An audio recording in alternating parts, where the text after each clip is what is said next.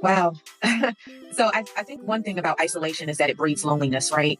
And that there is more than one way to isolate and be disconnected from community. You know, we can be in community and be spiritually disconnected because we're comparing ourselves to other people and what we perceive to be their level of spirituality, and be disconnected mentally, right? You know, because we're just not tuned in and checked in. And then, you know, the physical disconnection or isolation is, of course, the most obvious. The yes means that I show up with my whole self.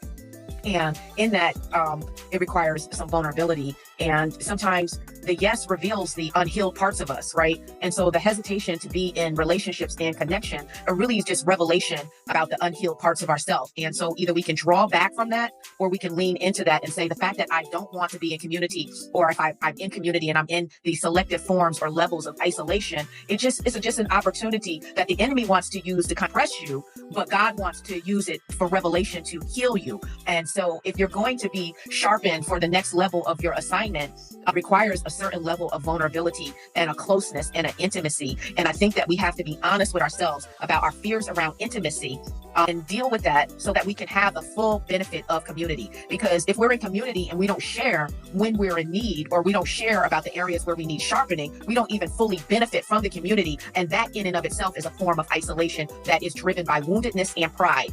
And so I'll stop there. But yeah.